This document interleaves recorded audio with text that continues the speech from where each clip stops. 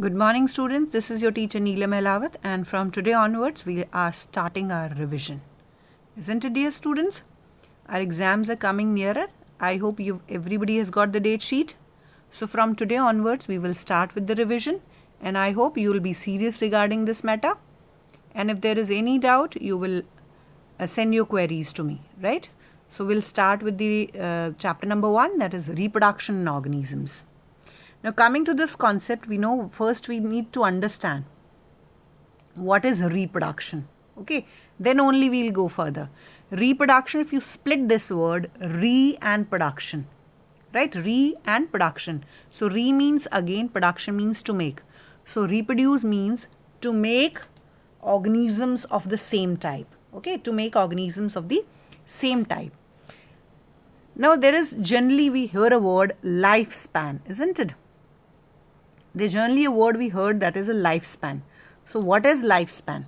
So lifespan means it is the difference, or you can say it is the period between from birth to the death of an individual. So that the lifespan means the birth and death. This time period between the birth and death is referred to as a lifespan. See, each organism has its own lifespan and there is no organism which can survive forever. Okay? Right? But we consider unicellular organisms as immortal. Why do we consider as immortal? Because once they divide, so there is no death. The parent divides into daughter cells, again the daughter will divide into further daughter cells, isn't it? So their life continues by the process of fission. So in that case, in case of unicellular organism, there is no death of the individual. So they are considered to be immortal. Okay. So what is lifespan? The duration, the period between the birth and death of an individual is called the lifespan. Now coming to the lifespan of various organisms. See, an elephant survives, an average lifespan is from 60 to 70 years. A rose plant, 100 years. A dog, 15 years. Right? Banana tree, 2 to 4 years. A cow, 20 to 25 years. Banyan tree, 400 years. Horse, 30 years. Tortoise, 100 to 150 years. Crocodile, 60 years. Insects, 30 days. Then your sparrow birds, that is your 5 years. Butterfly, 1 to 2 weeks. Parrot, 140 years. Crow, just imagine crow, 15 days. See, just look at this. The parrot is 140 years and crow is 15 years. See, both of them, they appear to be similar in size, same in size. Yet their difference in the age or the lifespan is quite large. So size and shape does not affect the lifespan of an individual. Then rice, 3 to 7 months. So we see each organism has its own lifespan, completely different from the other. And this continuity of life on the earth is achieved through the process of reproduction. As I discussed, reproduction means reproduction, to produce the young ones of their own kind. So an organism maintains its continuity of a species with the help of a process called reproduction. So we can define reproduction as that it is a biological process in which an organism gives rise to the young ones or the offsprings. So basically it is a biological process in which the organism will give rise to its children, right? And reproduction maintains the continuity of a species, right? Reproduction maintains continuity of a species. There are two types of reproduction, asexual and sexual reproduction. Sexual reproduction means where there is only one parent, there is a single parent and there is no formation of gametes, right? There is no formation of gametes and there is a single parent. Sexual reproduction, two parents are involved, right? There are two parents who are involved and opposite two parents. Two parent means one will be male, another will be female. Okay, one will be male, another will be female, right? Two parents are involved, one is male, another is female. So there is formation of gametes and there is a formation of gametes and there is fusion of gametes also. So there are two parents there is a formation of gametes, there is a fusion of gametes. Coming to the asexual reproduction. Asexual reproduction, as I said, there is only one parent. There are no gametes. There is no fusion of gametes. Okay. So the individuals that are formed, they are exact copies of their parents. Okay. They are exact copies of their parents.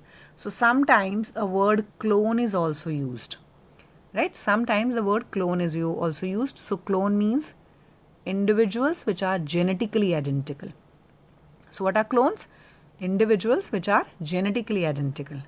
So asexual reproduction is very common in unicellular organisms. Okay, asexual reproduction is very common in unicellular organisms, while you can say sexual reproduction, it will be common in multicellular organisms. The very first method is a binary fission. We have read in the class 10th also. This generally is observed in Monera and Protista. Okay, this is generally observed in two kingdoms, Monera and Protista. And fission can be binary fission also and can be multiple fission also. But here we are only talking about the binary fission.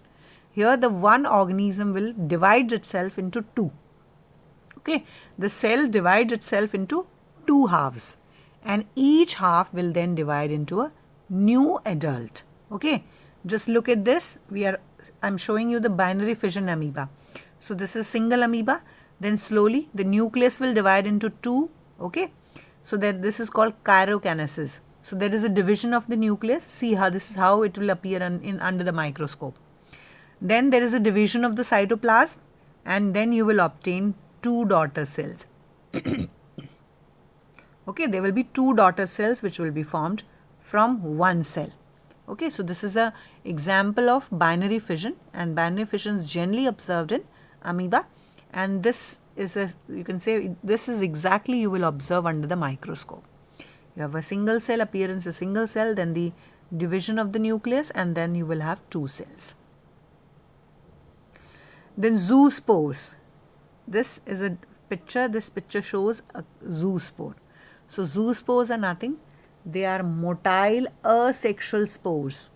Okay, what are zoospores? They are motile. See, you can see there also, they are motile, asexual spores which are generally observed in algae and fungi. And they use flagellum for their locomotion. Okay, they use flagellum, means they contain flagella, and that flagella it helps in the movement of the organism, right? So zoospores, they are asexual spores. Budding is generally observed in yeast. Okay, budding is generally observed in yeast and hydra. See, this is an example of hydra and this is an example of yeast. So in yeast there is an unequal division. See, this is a parent. Then suddenly there is a growth, a bud will develop on one side. Okay, and then slowly there is a division, and so now you will have two. One is a parent, another is a bud. Okay, and this bud will can later separate to form a new individual. In a case of hydra, there is a separate bud-like form. This you can say small hydra will be formed, and later on these small hydra they will separate and form a new hydra, new parent hydra. Okay. Conidia, these are again asexual spores, but they are present in the fungus. Okay, there are, you see the picture depicts these are your conidia. So conidia are your asexual spores of fungi, and these are generated due to mitosis. These are generated due to mitosis. So this diagram is basically of penicillium. Like, okay. Now in case of sac fungi, okay, in case of sac fungi, your conidia they develop on special stalk conidiophores. See, this is of sac fungi. So your conidia they develop on special stalk conidiophores. They develop on special stalk conidiophores. Okay. Gemmules. Dear students, these terms they are very, very important. They can be asked also. Okay, so you have to be very particular. Gemmules. What are gemmules? Gemmules are internal buds of freshwater sponges.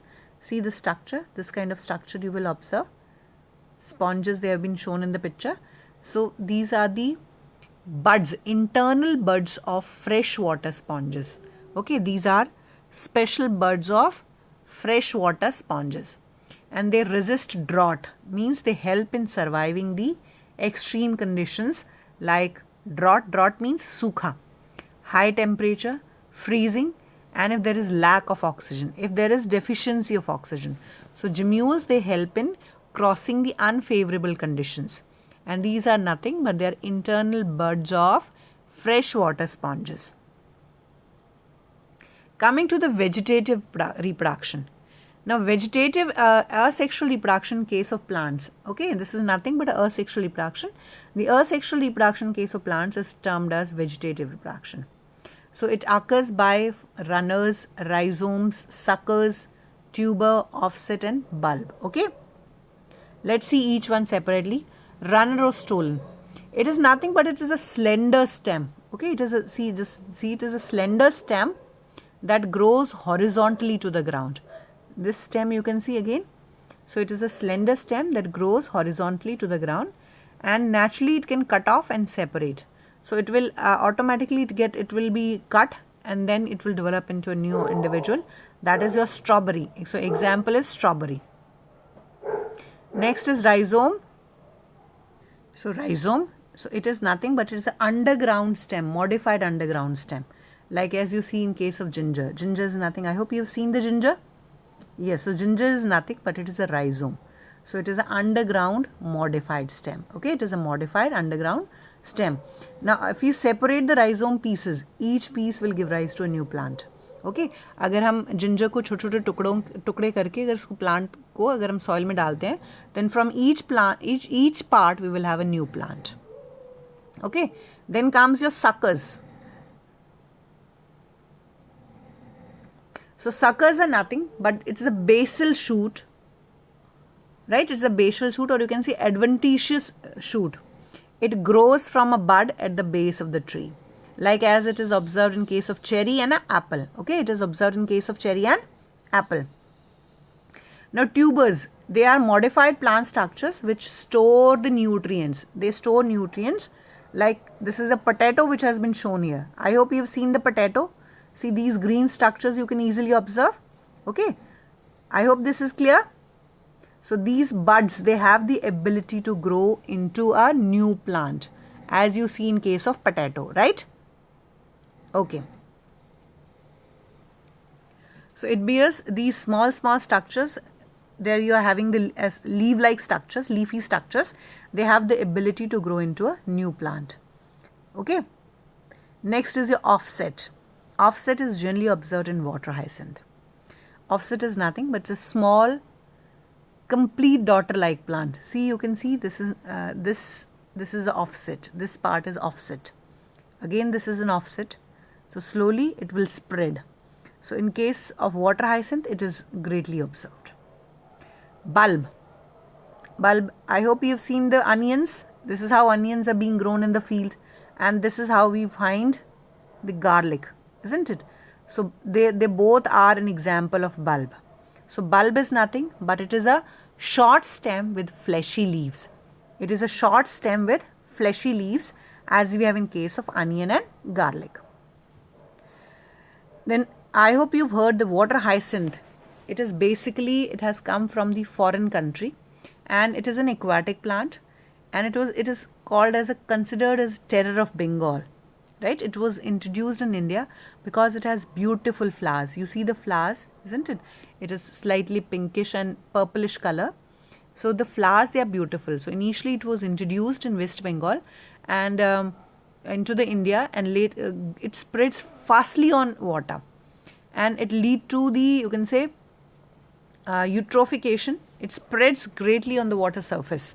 So it led to the eutrophication later on, and that is why it is considered the terror of Bengal. Okay, it spreads very fast on the surface of water, and it is considered as terror of Bengal. Okay, everyone. So can you name the plant which is considered terror of Bengal? Yes, it is water hyacinth. Okay, and it is a foreign species which was introduced in India because the color of the flowers is very, very beautiful. As I said, it spreads very fast on the surface of water, and it leads to eutrophication, and the water suddenly becomes deficient in oxygen, and it causes the death of fishes also. So it is, and it is also considered as water weed. Okay, it is also considered as water weed. So coming to your homework for today, first you will revise this chapter. Whatever part we have done, finish this, revise this, and if there is any doubt, everyone, you can send your doubts to me, your queries to me. I'll be certainly discussing your queries. Okay, so that's all from my side. Bye everyone.